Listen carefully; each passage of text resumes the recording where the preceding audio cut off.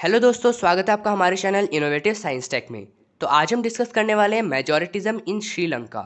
मेजॉरिटिज्म इन श्रीलंका यानी श्रीलंका के अंदर मेजॉरिटिज्म कैसे आया।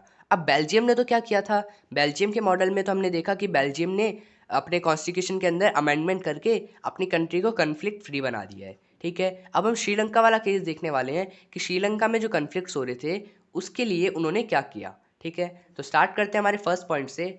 Sri Lanka emerged as an independent country in 1948।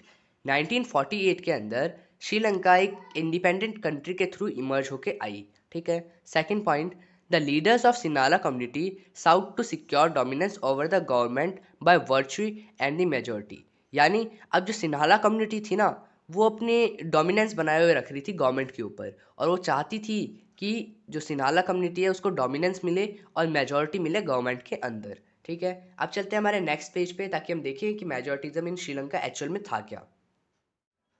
अब चलते हैं हमारे नेक्स्ट पॉइंट के through. In 1956 an act was pass to recognise Sinhala as the only official language, thus disregarded Tamils. यानी 1956 में एक एक्ट पास किया गया जिसके अंदर लिखा था कि जो सिन्हाला है वो अब ओनली ऑफिशियल लैंग्वेज बन चुकी है श्रीलंका की, और तमिल लैंग्वेज को डिसरिगार्ड कर दिया गया।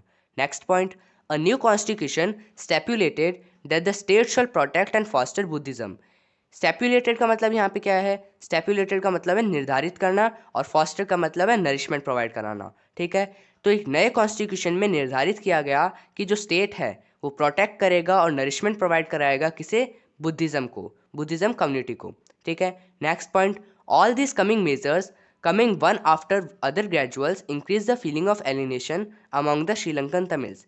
अब यहाँ पे एक के बाद एक जो श्रीलंकन तमिल्स के खिलाफ मेजर्स उठाए जा रहे थे गवर्नमेंट के थ्रू, तो ये क्या करते हैं, ये श्रीलंकन तमिल्स की फीलिंग को हर्ट करते हैं। As a result the relation between Sinhala and Tamil community strained over time. यानी इसका रिजल्ट क्या होता है, इसका रिजल्ट ये निकलता है कि जो सिन्हाला और तमिल कम्युनिटी है उनके रिलेशंस के अंदर खटास आ जाती है, यानी उनके रिलेशन एक टाइम के बाद वैनिश हो जाते हैं, सब कुछ खत्म हो जाता है। ठीक है, next point, the Sri Lankan Tamil launch parties and struggles. अब जो श्रीलंकन तमिल्स होते हैं वो बहुत सारी पार्टीज लॉन्च करते हैं, बहुत सारे स्ट्रगल्स लॉन्च करते हैं। अब चलते हैं हमारे नेक्स्ट पेज की तरफ। Next point, but their demand for more autonomy to provinces populated by Tamil were repeatedly denied. यानी अब जो तमिल्स की तरफ से जो भी डिमांड आ रही थी वो सब डिनाइड करी जा रही थी बिना उनकी बात सुने, यानी मना कर दिया जा रहा था। ठीक है, next point, the distance between two community turn into wide spread conflict. और इन्हीं सब चीज़ों के चलते उनके बीच में वाइड स्प्रेड कन्फ्लिक्ट हो गया और it soon turn into civil war, और ये धीरे धीरे करके सिविल वॉर में तब्दील हो गया। यानी वहाँ पे फिर श्रीलंका में सिविल वॉर के चांसेस आ गए और सिविल वॉर हुई वहाँ पे। ठीक है, तो यहाँ पे हमने दो केसेस देखे थे।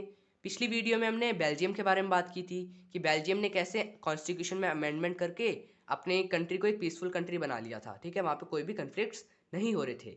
लेकिन श्रीलंका वाला केस देखा हमने कि श्रीलंका ने कैसे अपने कन्फ्लिक्ट्स को और बढ़ाया। ठीक है, और फिर बाद में वो सिविल वॉर की नौबत आ गई।